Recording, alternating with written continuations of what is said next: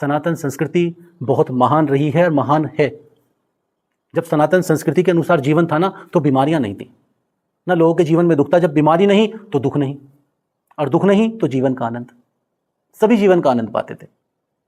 लेकिन आज के युग में क्या हुआ, हम सनातन संस्कृति से हटते हटते हटते हटते इतनी दूर चले आए हैं, इतनी दूर चले आए हैं कि सिर्फ और सिर्फ जाति और धर्म में बटकर रहते हैं। सनातन संस्कृति, सिर्फ सनातन संस्कृति से अगर जुड़ना है तो हमारे साथ जुड़ सकते हैं आप लोग, और हमारे साथ जुड़ेंगे तो जीवन के नए रास्ते, जैसे पुराने समय में लोग स्वस्थ रहते थे ना, उस तरह की चीजें, उस तरह के मंत्र, उस तरह की बातें जो आपके जीवन को पूर्ण रूप से बदल देंगे।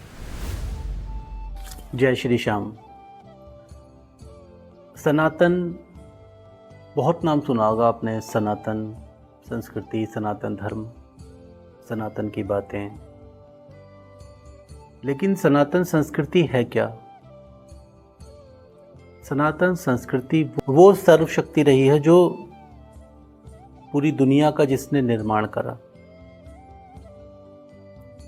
हम उसके बारे में ज़्यादा नहीं जानते आज की तारीख में, क्योंकि हम आजकल देखते हैं बस धर्म, धर्म के कार्य, धर्म की बातें, सिर्फ धर्म। सनातन संस्कृति का हिस्सा है धर्म, एक छोटा सा हिस्सा। संस्कृति बहुत विशाल है। अब एक बात यह है, जिस संस्कृति के अंदर जानवरों को, नदियों को, पहाड़ों को, धरती माँ को, पेड़ पौधों को भी हमने भगवान का दर्जा दिया। आप देखते हैं, हम पेड़ पौधों को भी पूछते हैं भगवान की तरह, नदियों को पूछते हैं भगवान की तरह, पहाड़, धरती, सब चीज़ें, और जानवरों को भी। हाथी को गणेश जी के रूप में पूजा जाता है, चूहे को भी गणेश जी की सवारी के रूप में पूजा जाता है, गौ माता को भी पूजा जाता है। जहाँ जानवर, पेड़ पौधे, पहाड़, इन सबको भगवान की तरह पूजा गया, वहाँ मानव के अंदर इतना भेदभाव कहाँ से आ गया कि ये नीचा, ये ऊंचा? कहीं ना कहीं हम लोगों की कोई ना कोई गलती जरूर रही है, जिसने आज की तारीख में एक भाई को दूसरे भाई का अपमान करने के लिए तैयार कर दिया है, जिसको हम कहते हैं जातियां, छोटी जाति, बड़ी जाति। तो भाई ने भाई का अपमान करा, इस वजह से ही आपस में प्रेम खत्म होता चला गया। लेकिन अगर हम ध्यान से देखें तो भगवान हमें सिखाते हैं कि कोई जाति नहीं होती, कुछ नहीं होती। अब कैसे सिखाते हैं भगवान? आप भगवान राम का नाम जानते होंगे, श्री राम हम बोलते भी है, जय श्री राम, जय सीताराम। राम के आगे कोई गोत्र नहीं लगाते हम नाम का, जिससे हमें उनकी जाति या कुछ पता चले। उन्होंने कभी लगाया नहीं, क्योंकि ये संदेश है कि ऐसा कुछ नहीं है। ना भोलेनाथ के आगे, शंभू, भोलेनाथ, शंकर भगवान, उनके नाम के आगे भी कोई ऐसा गोत्र नहीं है जिससे उनकी जाति या कुछ और पता चले। ना विष्णु भगवान के आगे, ना ब्रह्मा जी के आगे, ना कृष्ण भगवान के आगे, सिर्फ इनके नाम है। इनके नाम के आगे श्री लगा सकते हैं हम लोग, और लगाते भी हैं श्री। जबकि इस धरती के ऊपर बहुत सारे मनुष्य अपने नाम के आगे 1008 श्री, 108 श्री लगाते हैं, जबकि भगवान के आगे एक ही श्री काफ़ी होता है। उनको लगता है कि एक श्री काफ़ी है। कहीं ना कहीं ऐसी चूक हुई है जिससे सनातन संस्कृति से हम लोग भटक गए और हम जातियों में बट गए। 4 जातियों में आ जाते हैं, ब्राह्मण, क्षत्रिय, वैश्य, शूद्र। चलो 4 भी अगर मानी जाए तो चारों में तो इज्जत हो, लेकिन किसी एक के अंदर भी इज्जत नहीं है, ना प्रेम है, क्योंकि उसी के परिवार के हिस्से के लोग, उसी के जान पहचान के, उसी की जाति, उसी के धर्म, सब कुछ गोत्र तक उसी का, लेकिन उसकी तरक्की से वो खुशी नहीं है, क्योंकि हम लोगों ने समर्पण नहीं सीखा, हमने सिर्फ छीनना सीख लिया। किसी की खुशी के अंदर हम लोग खुशी नहीं ढूंढते, हम ढूंढते हैं दुख। और इस धरती के अंदर पूरी मानव जाति, पशु, सभी के अंदर हम एक कार्य रोज करते हैं, लेकिन हम उसे सीखते कभी नहीं है। हम भोजन करते हैं जब भी वो कार्य होता है, पानी पीते हैं, सब कुछ डेली होती है वो चीज, और प्रतिदिन कई कई बार होता है, लेकिन हम सीखते नहीं हैं। अब वो क्या है? झुकना।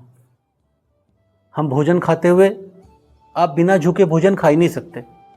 प्रकृति का ये एक संदेश है आपको कि झुकाव जरूरी है। आपके अंदर आपको झुकना पता होना चाहिए। टुकड़ा भी जब मुंह में जाएगा जब आप थोड़ा सा झुकोगे। पानी कब जाएगा? जब आप झुकोगे। कोई भी जानवर हो, कोई भी जीव हो, कोई भी हो, झुक कर ही खाएगा पिएगा, लेकिन झुकना सीखता नहीं। वो अपने किस गुरूर, किस घमंड के अंदर अपने भाइयों का अपमान करता है, अपने आसपास वालों का अपमान करता है, अपने आप को ज़्यादा ही कुछ सुपीरियर समझ लेता है इंसान। और जबकि भगवान ने मानव को सिर्फ अपने जैसा सिर्फ मानव को बनाया है। सभी की पशु पक्षी पेड़ पौधे पहाड़ सबकी सीमाएं हैं एक, वो उसके आगे नहीं जा सकते, लेकिन मानव को जीवन दिया स्वतंत्र। अब इस जीवन का सर्वनाश करा कैसे? जातियों से। किन लोगों ने? उन्होंने बना दी ऊंची नीची बीच की जातियां, और हमने अपने ही भाइयों का अपमान शुरू कर दिया और आपस के प्रेम को कर दिया समाप्त। सनातन संस्कृति बहुत महान रही है और महान है। जब सनातन संस्कृति के अनुसार जीवन था ना, तो बीमारियां नहीं थी ना, लोगों के जीवन में दुख था। जब बीमारी नहीं तो दुख नहीं, और दुख नहीं तो जीवन का आनंद। सभी जीवन का आनंद पाते थे। लेकिन आज के युग में क्या हुआ? हम सनातन संस्कृति से हटते हटते हटते हटते इतनी दूर चले आए हैं, इतनी दूर चले आए हैं कि सिर्फ और सिर्फ जाति और धर्म में बटकर रहते हैं। लेकिन अब समय है, अगर अब भी हम सुधार कर सकते हैं तो अभी भी आने वाली चीजें बहुत ज्यादा सुधर सकती हैं।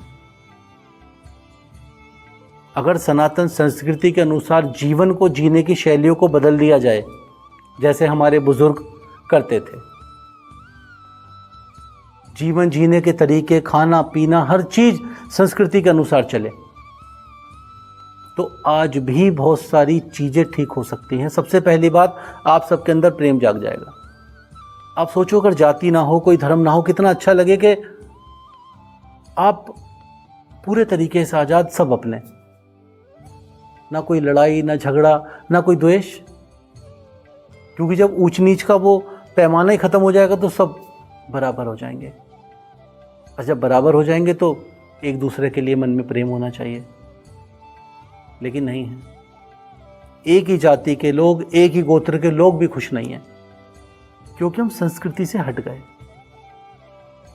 अपने मन के अंदर संस्कृति का सम्मान लाइए और देखिए गलती कहां हुई है, और अपने अंदर करिए सुधार, वरना हालात और बद से बदतर होते ही चले जाएंगे। प्रेम के बिना जीवन नहीं है, ना जीवन का आनंद है, सिर्फ मृत्यु और दुख है। मेरी बात को थोड़ा ध्यान से सोचिएगा, क्योंकि जाति अगर खत्म हुई तो ही हम सबका कल्याण हो सकता है, वरना हम सब ऐसे ही बटे रहेंगे। सनातन संस्कृति, सिर्फ सनातन संस्कृति से अगर जुड़ना है तो हमारे साथ जुड़ सकते हैं आप लोग, और हमारे साथ जुड़ेंगे तो जीवन के नए रास्ते, जैसे पुराने समय में लोग स्वस्थ रहते थे ना, उस तरह की चीजें, उस तरह के मंत्र, उस तरह की बातें जो आपके जीवन को पूर्ण रूप से बदल देंगी। और मैंने एक और बात बताई, झुकना। हमने झुकना बिल्कुल बंद कर दिया। झुकने का मतलब ये नहीं कि आप किसी की गुलामी में झुक जाओ। झुकने का मतलब यह है कि अपने अंदर ऐंठ मरोड़ बंद कर दीजिए। सामने वाला इंसान है, उसको इंसान समझ के ही सम्मान दीजिए, तभी आपको सम्मान मिलेगा। अगर आप 4-5 बार किसी कुत्ते का भी अपमान कर दोगे ना, वो भी आपके द्वार पे नहीं आएगा। अगर सामने वाला इंसान है तो आपके मन के अंदर इंसानियत होनी चाहिए। सम्मान दोगे तभी सम्मान प्राप्त होगा। हमने सम्मान देना छोड़ दिया, इसलिए सम्मान मिलना बंद हो गया। अब मिलना बंद हो गया तो आना बंद हो गया। सनातन संस्कृति को समझिए, और संस्कृत से ही आती है संस्कृत। संस्कृत हमारी भाषा नहीं, भगवान की, ईश्वर की, प्रकृति की भाषा है संस्कृत। और आज की तारीख में ये लुप्त होती जा रही है और लुप्त होती जाएगी, क्योंकि हम लोगों के दिमाग में एक बात फिट हो गई है कि इंग्लिश, अंग्रेजी। आप कौन सी भाषा बोलते हो? हिंदी, अंग्रेजी। आप कौन सी भाषा जानते हो? हिंदी, अंग्रेजी। कौन सी भाषा लिखते हो? हिंदी, अंग्रेजी। अंग्रेजी जानो, सीखो, समझो, पढ़ो, कोई आपत्ति नहीं है, क्योंकि आपको पता नहीं कहाँ कहाँ दुनिया में घूमना पड़ेगा, हर जगह संस्कृत तो नहीं है। लेकिन संस्कृत का सम्मान अपने मन के अंदर बिल्कुल कम मत होने दीजिए। आप चाहो ना चाहो, आप संस्कृत बोलते हो, आपके मूल में है, आपकी जड़ में है, आपके प्राचीन समय में है। ओम नमः शिवाय, इतने सारे मंत्र आप पढ़ते हैं, बहुत सारे, सब संस्कृत है। उसका सम्मान अपने मन में कम ना होने देना। बस बोलने की कोशिश करो, बोलना चाहते हो बोलो, समझना चाहते हो समझो, पढ़ना चाहते हो पढ़ो, लेकिन सम्मान को कम मत होने देना। सम्मान कम नहीं होना चाहिए। जय श्री श्याम।